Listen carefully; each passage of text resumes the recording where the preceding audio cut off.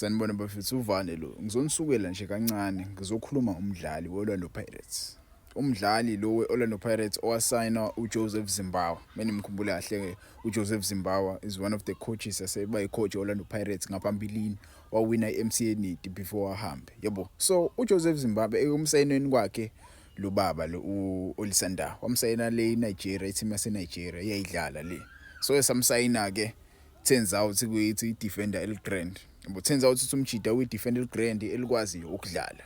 Ngikhumbula kahle last season Olisanda there was an Italian club eyayidlala le ku-Serie A eyayimfuna uOlisanda before aye kwi-injury.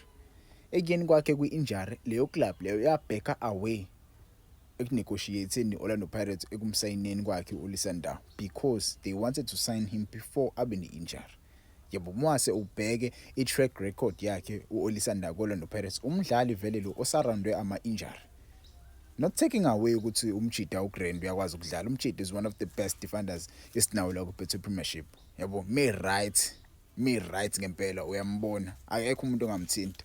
So mina ngilana nginento engifikelayo nje. Uthi okay. Let's say uNda akalimele. uNda right.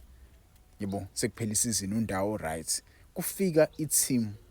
Not i-team yala ku-Betway Premiership, no. Not i-team yala ku-Betway Premiership. Let's say i-team yase-Europe noma i-team yase-North Africa enemali ezokwazi ukukhipha imali eGrand for umjida.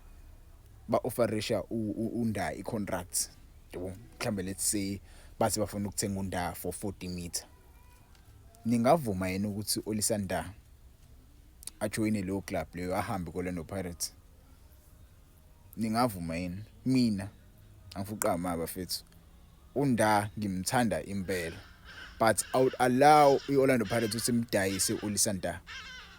I would allow Orlando Pirates ukuthi imdayise Olisanda. We don't usually see Olisanda edlala, but uma sedlala he's one of those best guys abalwayo. They fight for the badge. They fight for the badge, but we don't usually see him. We don't usually see him. Angazi noma mina yini. Asimboni njalo akadlali njalo enifuna khona medlala. Uyakunikeza mfethu into oyifunayo.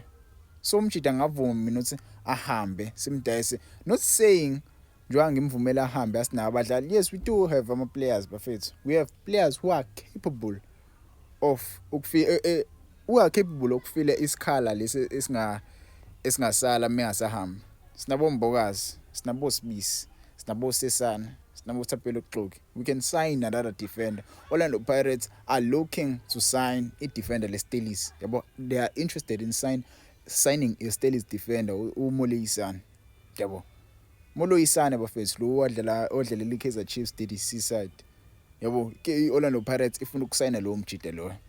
So mina angisiboni isidingo sokuthi sihlale nalabajide la bahlala ebenchini. Why don't we sell these guys? Why don't we sell them? Asazi mhlawumbe ucoach umusho uzofika. But ke wangitshela wena ama comments ngabe ngiyabheda noma but mina angeke. Noma mhlawumbe sidayisa uXhoki. Sidayisa uXhoki.